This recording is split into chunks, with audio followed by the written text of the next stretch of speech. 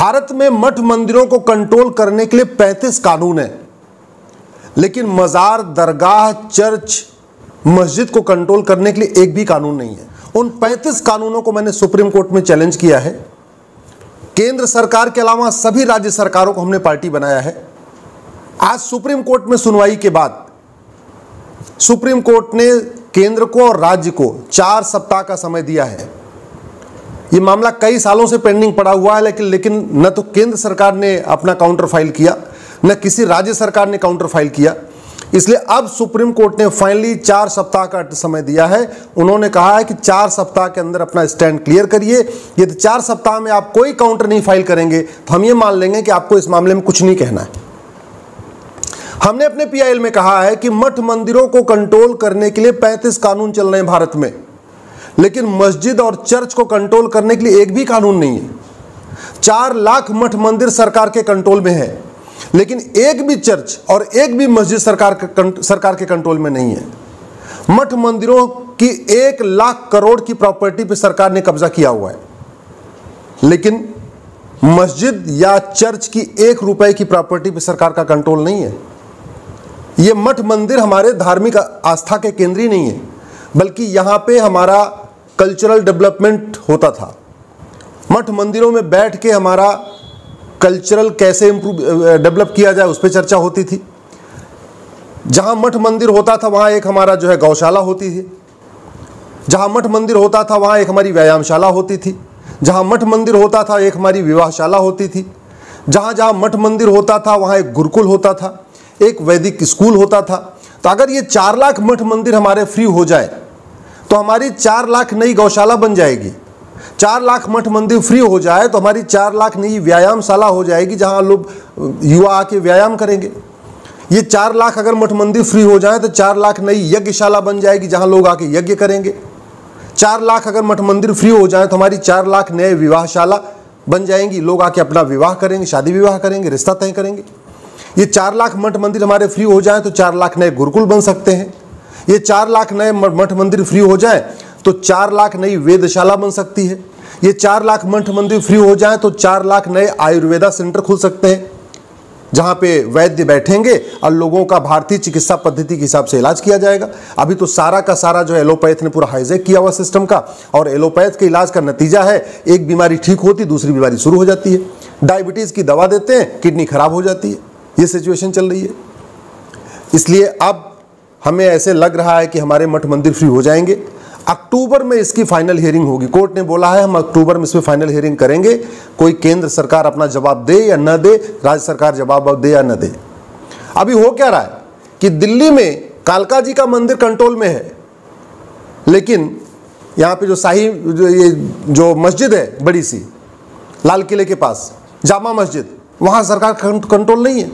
राजस्थान में पुष्कर जी का मंदिर सरकार के कंट्रोल में है, और भी जितने हमारे वहाँ खाटू श्याम का मंदिर है वो भी सरकार के कंट्रोल में है। जितने बड़े मंदिर सरकार के कंट्रोल में है, लेकिन अजमेर शरीफ की दरगाह सरकार के कंट्रोल में नहीं है। कश्मीर में वैष्णो देवी जी का मंदिर सरकार के कंट्रोल में है, लेकिन वहीं हजरत बल की दरगाह सरकार के कंट्रोल में नहीं है। आंध्रा में देखिए तिरुपति बालाजी का मंदिर सरकार के कंट्रोल में है, और वहाँ दुनिया भर के चर्च हैं और मस्जिद है, एक भी सरकार के कंट्रोल में नहीं है। केरल में पद्मनाभ स्वामी सरकार के कंट्रोल में है, वहाँ कई सारे चर्च हैं, मस्जिद सरकार के कंट्रोल में नहीं है। तो अगर आप पूरे देश में देखें, जितने भी मठ मंदिर, जो प्रमुख मठ मंदिर है जहां अच्छा चढ़ावा आता है, वो सारे सरकार के कंट्रोल में है। मुंबई में देख लीजिए, सिद्धि विनायक का मंदिर सरकार के कंट्रोल में है, हाजी अली की दरगाह सरकार के कंट्रोल में नहीं है। तो जहां जहां चढ़ावा आता है वो सारा चढ़ावा सरकार ले लेती है, राज्य सरकारें ले लेती हैं, और लेके कर क्या रही हैं? पॉलिटिकल पार्टियों का वहां सेंटर बना हुआ है। हमारे मठ मंदिर इस समय पॉलिटिकल पार्टियों के सेंटर बने हुए हैं। वहाँ पे नेताओं ने अपना कब्जा किया हुआ है। बेचारे जो वहाँ पे पूजा पाठ करते हैं वो तो वहाँ असहाय हैं, वो तो देख रहे हैं। आप हिमाचल में देख लीजिए, ज्वाला जी का मंदिर सरकार के कंट्रोल में है, और भी जितने हमारी माताओं जो देवियों के मंदिर सरकार के कंट्रोल में है। कलकत्ता में यही सिचुएशन है। उत्तर प्रदेश में देख लीजिए, विंध्याचल का मंदिर सरकार के कंट्रोल में है, काशी विश्वनाथ सरकार के कंट्रोल में है, मथुरा जन्मभूमि सरकार के कंट्रोल में है। तो पूरे देश में जितने हमारे प्रमुख मठ मंदिर हैं, जहाँ ठीक से लोग आते हैं दर्शन करने, चढ़ावा देते हैं, वो सारे सरकार के कंट्रोल में है। और इसकी वजह से बाकी जो हमारे मंदिर हैं वो अव्यवस्थित हो रखे हैं। अगर ये 4 लाख मठ मंदिर फ्री हो जाए तो कम से कम यहाँ जो चढ़ावा आएगा इन्हीं के द्वारा बाकी मठ मंदिरों का भी रखरखाव होगा। बाकी जो पुराने मंदिर टूटते जा रहे हैं वहाँ पे कोई पूजा न करने वाला है, न उसका रखरखाव करने वाला है, न कोई मेंटेनेंस करने वाला। इसलिए अगर वास्तव में भारतीय संस्कृति को प्रफुल्लित करना है, भारतीय संस्कृति को प्रमोट करना है, भारतीय संस्कृति को आगे बढ़ाना है, तो इन मठ मंदिरों को हमें एक तरीके से कल्चरल सेंटर बनाना पड़ेगा। और ये मठ मंदिर हमारे पहले भी केवल रिलीजियस सेंटर नहीं होते थे, ये कल्चरल सेंटर होते थे, ये लिंग्विस्टिक सेंटर होते थे, ये हमारे वेद पुराण के सेंटर होते थे, ये हमारे व्यायाम के सेंटर होते थे। एक तरीके से मठ मंदिर हमारे सर्वांगीण विकास में योगदान करते थे। जैसे ही सरकारों ने मठ मंदिर को लिया, खासतौर पर जब से अंग्रेजों ने शुरू किया था, जो पहला कानून अंग्रेजों ने बनाया था वो 1863 में बनाया था। 1860 में इंडियन पिनल कोड बनाया, 1861 में पुलिस एक्ट बनाया, उसके बाद 1863 में उन्होंने पहला कानून बनाया मठ मंदिरों को फ्री करने के लिए। और जब भारत आज़ाद हुआ तो कौन कहे उस अंग्रेज़ों के कानून को ख़त्म करने के लिए आज़ाद होने के बाद हमारी आज़ाद सरकारों ने और कानून बना दिए। अंग्रेज़ों ने 2 कानून बनाए थे, भारत की सरकारों ने 33 कानून और बना दिए, कुल 35 कानून हो चुके। उन 35 कानूनों को हमने सुप्रीम कोर्ट में एक साथ चैलेंज किया हुआ है। हमारे साथ सुब्रह्मण्यम स्वामी जी की भी पिटीशन है, साई दीपक जी भी हैं वहाँ पे।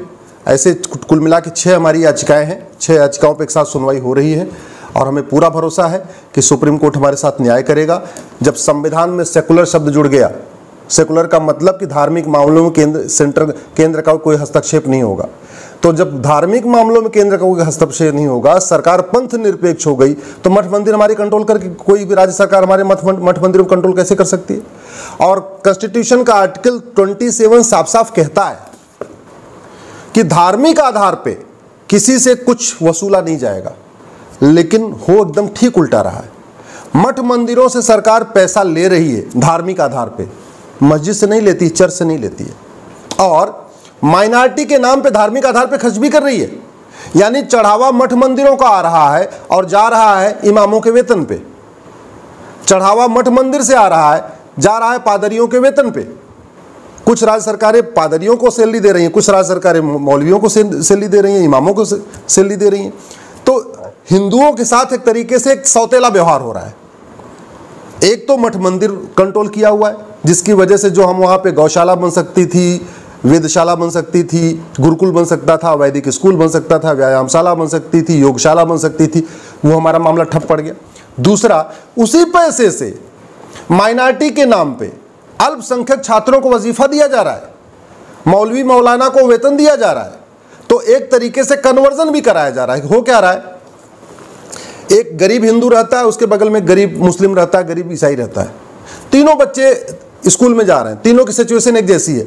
जो हिंदू का बच्चा है उसको वजीफा नहीं मिलेगा, लेकिन जो मुस्लिम और क्रिश्चियन का बच्चा है उसको वजीफा मिलेगा। तो गरीब कहते नहीं मरता क्या न करता, गरीब हिंदू क्या करता है, अपने एडमिशन के समय रिलीजन वाले कॉलम में हिंदू की बजाय वो क्रिश्चियन या मुस्लिम लिख देता है, जिससे उसको भी वजीफा मिलना शुरू हो जाए। तो पैसा किसका, मठ मंदिरों का। दिया किसको जा रहा है, क्रिश्चियंस को, मुस्लिम्स को। नुकसान क्या हो रहा है कि वो गरीब हिंदू अपने आप को कन्वर्ट कर ले रहा है उस वजीफा के चक्कर में। तो एक तरीके से मठ मंदिरों के पैसे से स्टेट स्पॉन्सर्ड कन्वर्जन हो रहा है, धर्मांतरण भी हो रहा है। ये मठ मंदिर फ्री होंगे तो धर्मांतरण पे बहुत हद तक लगाम लगेगी। और सबसे इंपॉर्टेंट, भारत की संस्कृति का प्रचार प्रसार होगा, संस्कृति भाषा का प्रचार प्रसार होगा। वेद पुराण गीता रामायण घर घर पहुंचेगी, वेद पुराण व्यायामशाला बनेगी, स्वाभाविक सी बात है, लोगों का स्वास्थ्य अच्छा रहेगा। मठ मंदिर फ्री हो जाएंगे, कम से कम साप्ताहिक रूप से वहाँ इकट्ठा होंगे लोग, वीकली अगर आएंगे, बैठेंगे, सुनेंगे, चर्चा करेंगे, तो स्वाभाविक सी बात है जो कंप्लीट जो हमारा संविधान कहता है, राम राज्य की स्थापना। राम राज्य का मतलब धर्म की जय हो, अधर्म का नाश हो, प्राणियों में सद्भावना हो, विश्व का कल्याण हो। ये तभी हो सकता है जब हमारे 4 लाख मठ मंदिर फ्री हो जाएंगे और वहाँ पे धार्मिक और आध्यात्मिक केंद्र बनेंगे और वहाँ धर्म और संस्कृति का प्रचार प्रसार होगा।